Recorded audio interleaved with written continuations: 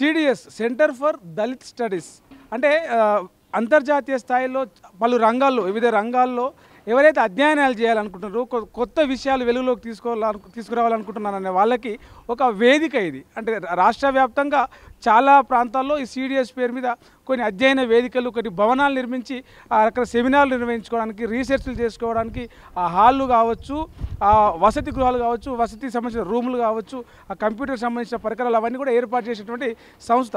అయితే 2016లో హైదరాబాద్లోని SPR Nagar, Borabanda SPR నగర్లో 9 అంతస్తుల భవనాన్ని ఈ సెంటర్ ఫర్ దళిత్ స్టడీస్ కోసము ఏర్పాటు చేసినారు. 2016లో దాన్ని అప్పటి సీఎం కేసీఆర్, అప్పుడు సీఎం అన్న కేసీఆర్ శంకుస్థాపన చేసి 2019లో దాని నిర్మాణం పూర్తయింది.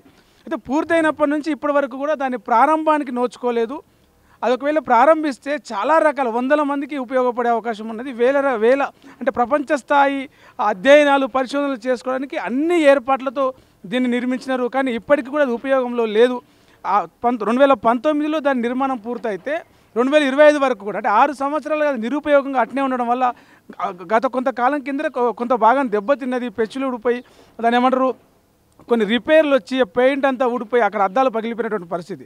అయితే తాజాగా కాంగ్రెస్ ప్రభుత్వం వచ్చిన తర్వాత ఈ విషయాన్ని గమనించి దాన్ని పూర్తిగా రిపేర్లన్నీ కూడా చేయించింది. మరికొన్ని రోజుల్లో అత్యాధునిక ప్రపంచ స్థాయి సౌకర్యాలతో నిర్మించినటువంటి దీన్ని త్వరలో ఈ CDS centre for Dalit studies ఈ సెంటర్ని త్వరలో ప్రారంభించడానికి ఏర్పాటు చేస్తూ ఉన్నారు. ఇప్పటికే డిప్యూటీ సీఎం బట్టి విక్రమార్క దీన్ని సందర్శించి దాంట్లో ఉన్న సౌకర్యాలన్నీ గమనించడం జరిగింది. అవసరమైనన్ని కూడా వెంటనే ఏర్పాటు చేయండి, ఏదైతే దీన్ని అవసరం చాలా ఉంది, దళితులకు, దళిత అభివృద్ధికి, దళిత అధ్యయనానికి ఈ వేదిక ఉపయోగపడాలి, వృధాగా ఉండదు, నిరుపయోగంగా ఉండదు అని చెప్పినారు.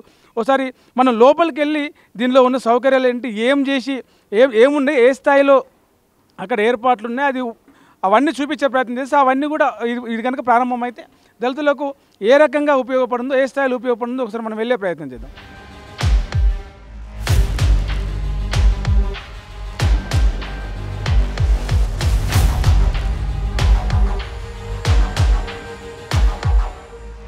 దాదాపు 300 మంది ఏదైనా సెమినార్ కానీ ఏదైనా కార్యక్రమాన్ని నిర్వహించుకోవాలనుకుంటే, ఏదైనా అధ్యయనం చేసుకుంటే 300 మంది ఇందులో ఉండేలాగా, వసతి ఉండేలాగా ఆ గదులు ఏర్పడుతుంది. దాదాపు ఇక్కడ ఏదైనా కార్యక్రమం చేసుకుంటే కూడా వచ్చిన వాళ్ళందరూ కూడా పార్కింగ్ చేసుకోవడానికి డబుల్ సెల్లార్ ఏర్పాటు చేస్తారు. డబుల్ సెల్లార్తో పాటు ఇక్కడ పైన ఒకటి, కింద అండర్ గ్రౌండ్ సెల్లార్ కూడా ఒకటి ఏర్పాటు చేస్తారు. దాంతోపాటు పైకి వెళ్ళడానికి అత్యాధునిక సౌకర్యాలతో కూడినటువంటి, అత్యాధునిక టెక్నాలజీతో కూడినటువంటి 2 లిఫ్టులు, చాలా వేగంగా స్పీడ్గా పనిచేసేటువంటి 2 లిఫ్టులు కూడా ఏర్పాటు చేసినారు.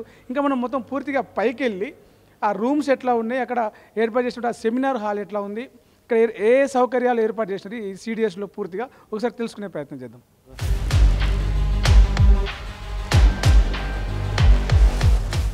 మనం ఫస్ట్ ఫ్లోర్కి వచ్చినాము. ఈ ఫస్ట్ ఫ్లోర్లో సెమినార్ హాల్, దాదాపు 300 నుంచి 500 మంది కూర్చొని సెమినార్ చేసుకునేందుకు, ఒక సమావేశం నిర్వహించుకునేందుకు ఒక సెమినార్ హాల్ని ఏర్పాటు చేస్తే మనం ఇక్కడ చూడవచ్చు. అంటే ఇక్కడ ఈ సోఫాస్ ఇవన్నీ కూడా ఇంత పెద్ద ఏమంటారు వైశాల్యంలో ఇంత పెద్దగా ఒక సెమినార్ హాల్ ఏర్పాటు చేసినారు. ఇప్పుడు 6 సంవత్సరాలుగా, 1 కాదు 2 కాదు 6 సంవత్సరాలుగా ఈ సెమినార్ హాల్ నిరుపయోగంగా ఉంది, ఖాళీగా ఉంది.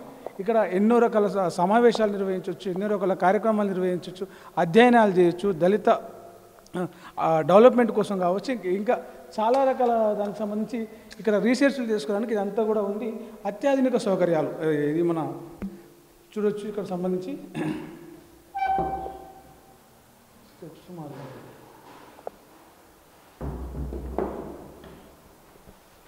సో అది సమావేశ మందిరం, ఇది క్యాఫ్టేరియా అంటే ఒక క్యాంటీన్ లాంటి ఏరియా కూడా. అంటే మొత్తం కంప్లీట్గా ఈ సౌకర్యం లేదు అని చెప్పేందుకు ఆస్కారం లేకుండా ఒక యూనివర్సిటీలో, ఒక ప్రైవేటు స్టడీ సెంటర్స్లో ఎలా ఉంటే అట్లా అత్యాధునిక దాంతో ఏర్పడి ఇది కిచెన్ ఏరియా, ఇది క్యాఫ్టేరియా, అంత పెద్ద సమావేశ మందిరం కూడా.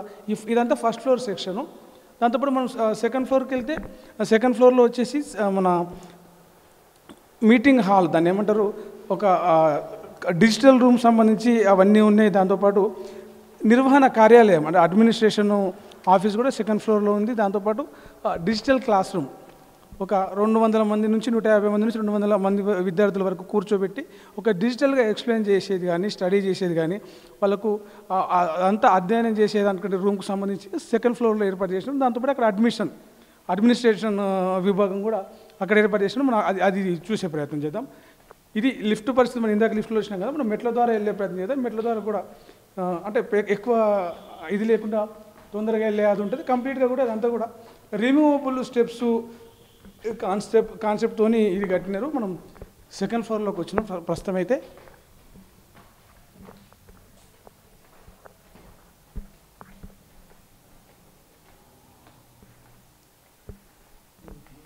ఈ సెకండ్ ఫ్లోర్ చూస్తే సెకండ్ ఫ్లోర్లో ఇది అడ్మినిస్ట్రేషన్ బ్లాకు.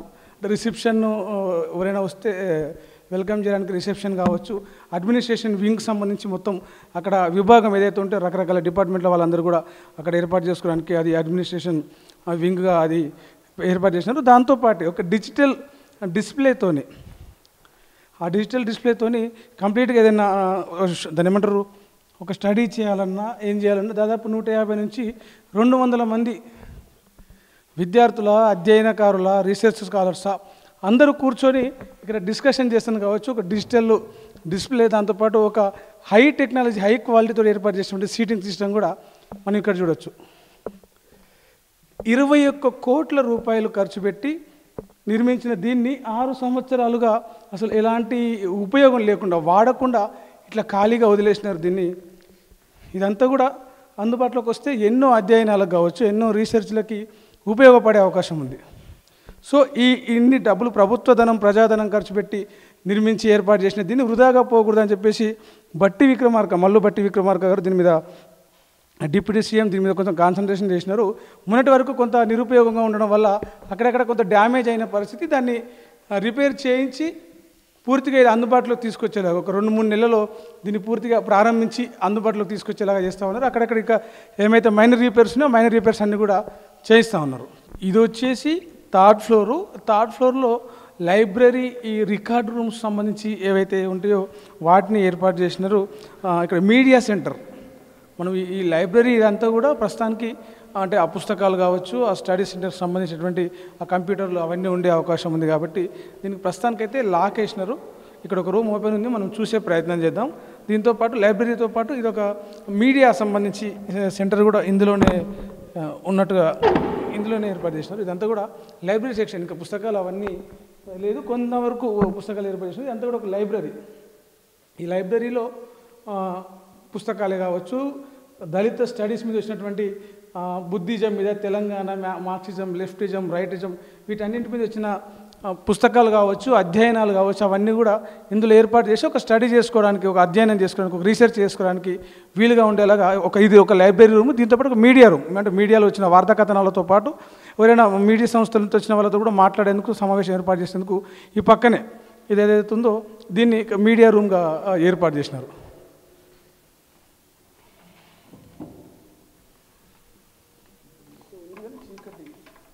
చూడొచ్చు మనం, ఇది మీడియా రూమ్. అంటే మీడియాకు సంబంధించినటువంటి మీడియా ప్రతినిధులు ఏదైనా ఇక్కడ సెమినార్లు కానీ రకరకాల కార్యక్రమాలు జరిగినప్పుడు మీడియా వస్తుంది కాబట్టి మీడియా రిక్రియేషన్ రూమ్. వాళ్ళు ఇక్కడ రెస్ట్ తీసుకోవడానికి, వెయిట్ చేయడానికి, ఏదైనా సమావేశం నిర్వహించి మాట్లాడుకోవడానికి ఇది ఒక మీడియా రూమ్గా దీన్ని డిజైన్ చేసినారు.